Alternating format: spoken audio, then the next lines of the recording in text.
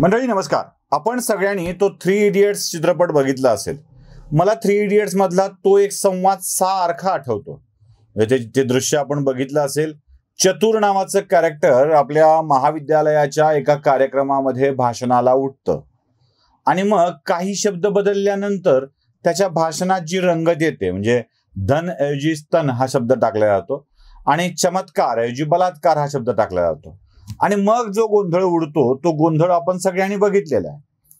आता ह्या भाषणाला सुरुवात होण्यापूर्वी त्या ग्रंथालयाचे जे ग्रंथपाल असतात, ज्यांचा हिंदी विषयातला अभ्यास गाढा असतो, ते आपल्या प्राचार्याच्या कानाजवळ जाऊन सांगतात, बोल जरूर वो रहे है लेकिन शब्द हमारे है.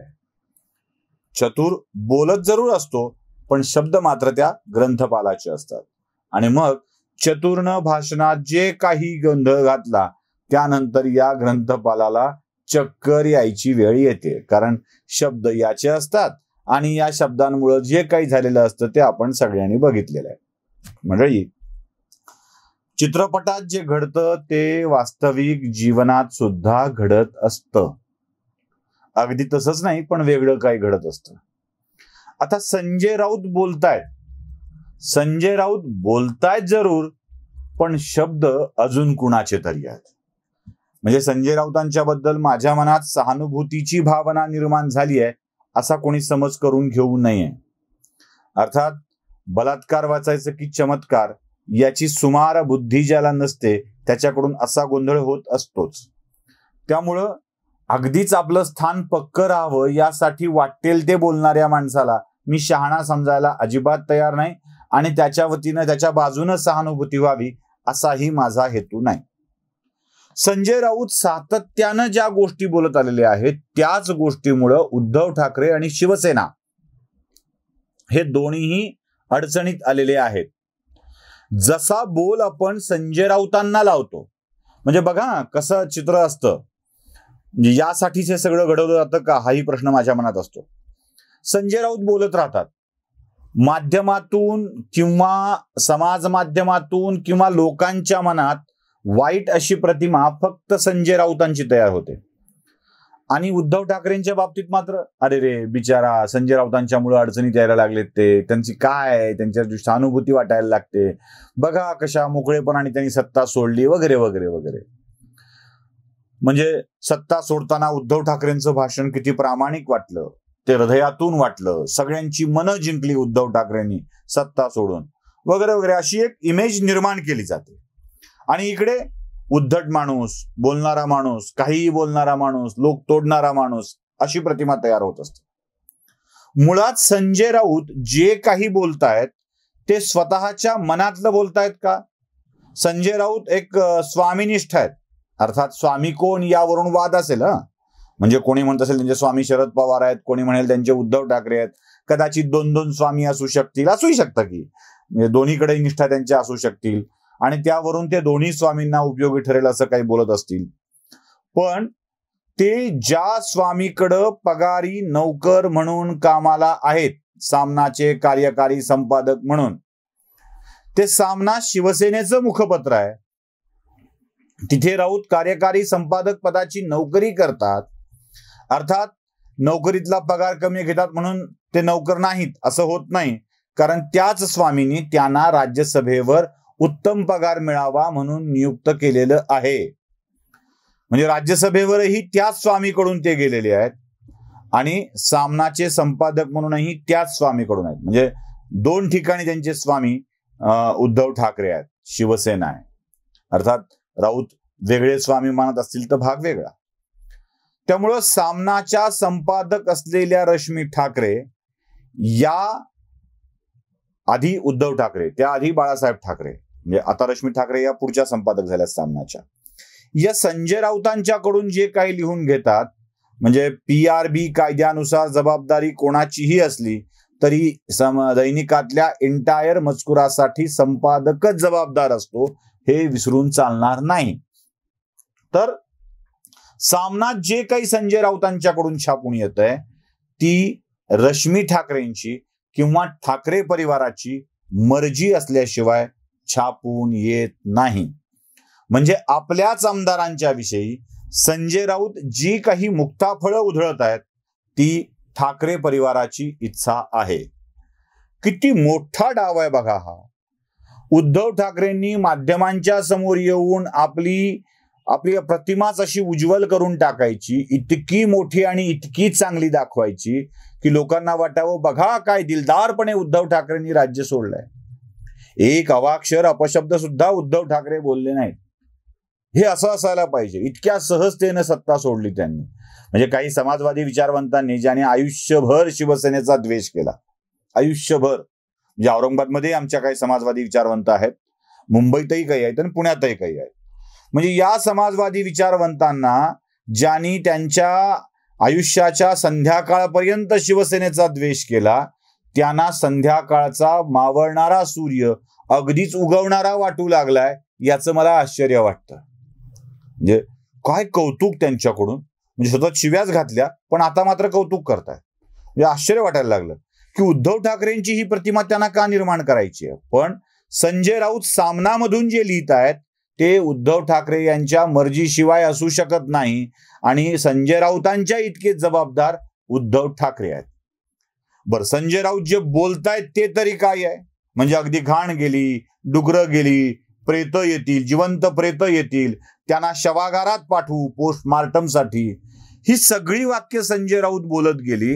याचा दुष्परिणाम व्हायचा तो झाला आणि इकडे मात्र कौतुक उद्धव ठाकरेंचं. मग या विचारवंतांनी स्पष्ट करावं की संजय राऊत हे उद्धव ठाकरेंच्या परवानगीशिवाय बोलत आहेत का. यांना उद्धव ठाकरे याची मान्यता नाही का. पक्षाच्या भूमिका मांडताना, पक्षाच्या आमदारांना शिव्या घालताना संजय राऊतांची येणारी वाक्य ही उद्धव ठाकरेंची नाहीत, हे स्वतः उद्धव ठाकरे यांच्याकडून या समाजवादी विचारवंतांनी स्पष्ट करून घेणं आवश्यक आहे. राऊतांना बोलायला लावायचं, राऊतांच्याकडून वाईट वाईट बोलून घ्यायचं आणि आपली प्रतिमा मात्र एक उत्तम नेता अशी ठेवत स्वतः उगीच आपलं सॉफ्ट कॉर्नर मिळेल अशा स्वरूपाची विधानं करत राहायची. यातच सगळं काही डावपेच तुमच्या लक्षात येईल.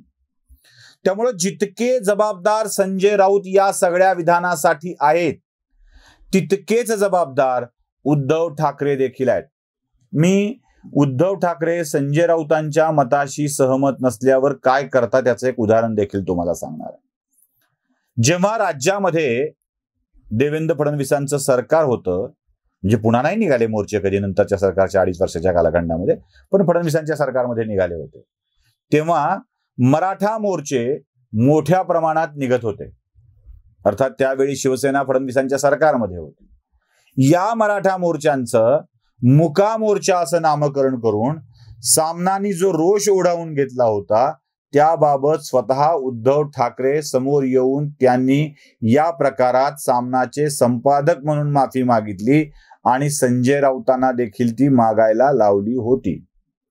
जेव्हा जेव्हा उद्धव ठाकरे संजय राऊत यांच्या विचाराशी सहमत नसतात तेव्हा तेव्हा ते संजय राऊतांना माफी मागायला लावतात, हे स्पष्ट आहे.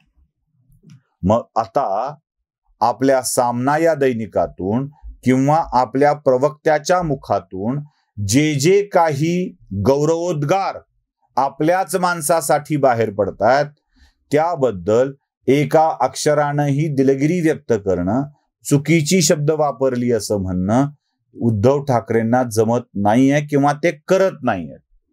याचा अर्थ काय होतो? याचा अर्थ हाच होतो की उद्धव ठाकरे देखील या विचाराशी सहमत आहेत. इकडे या चिमण्यानो परत फिरारे म्हणायचं, इकडे चिमण्या म्हणून बोलवायचं, तिकडे डुकरा म्हणून संबोधायचं. हिम्मत असेल तर परत या असं म्हणायचं आणि इकडं परत येताना जिवंत बॉड्या, जिवंत मृतदेह येतील असं म्हणायचं आणि त्यांना पोस्टमार्टमला पाठवायची भाषा करायची. ही कुठली भाषा? म्हणजे उद्धव ठाकरे हे एकाच राजकीय आयुष्यात 2 आयुष्य जगतायत. एक फेसबुकवरचं पाप बिचारा, अरे रे काय मोठा असं दाखवायचं आणि दुसरीकडं संजय राऊतांच्या तोंडून आपली सगळी घाण बाहेर काढायची. घरात असतं ना आपल्या, म्हणजे नुसतंच सांडपाणी येणारा वेगळा आणि त्या ह्याच्या पाण्यासाठी जाणारा जे आपली जी मलमूत्र विसर्जन करणारी वाहन नेणारी जी नाली असते त्याला जोडलं जातं ते, तर त्यासाठीचा एक वेगळा पाईप असतो आपल्याकडे टॉयलेटला जोडलेला. तसं म्हणजे घाण तर त्याच घरातून बाहेर पडत असते ना.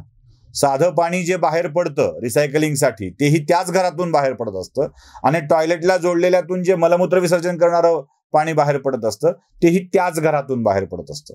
पाईप फक्त वेगळा असतो, घर एकच असतं दोन्ही बाहेर टाकणार.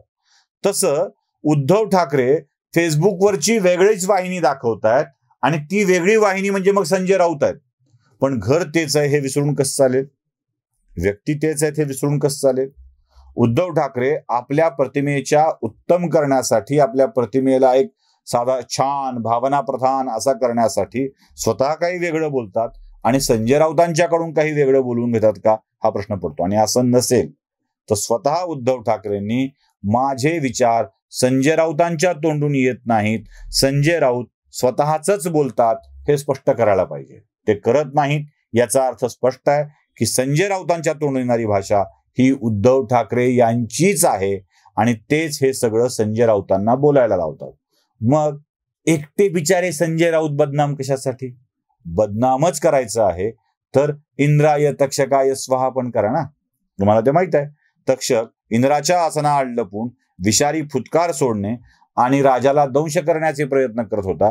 तक्षक यज्ञात येत नाही, इंद्राच्या आड लपला आहे म्हटल्यावर यज्ञाचा मंत्रच बदलावा लागला, इंद्राय तक्षकाय स्वाहा म्हणावं लागलं. म्हणजे इंद्र तक्षकासहित यावा अशा स्वरूपाची ती कथा पुराणामध्ये सांगितली जाते. इथे तक्षकाला बळी द्यायचा आणि इंद्राला मात्र मोकळं सोडायचं असं कसं करता येईल? तक्षकाचा राजा इंद्र आहे आणि त्या इंद्राला देखील याच्यात बळी द्यावं लागेल, त्याचाही उल्लेख तुम्हाला करावा लागेल. बघा, तुम्हाला पडत असेल तर लाईक करा, शेअर करा, सबस्क्राईब करा. धन्यवाद.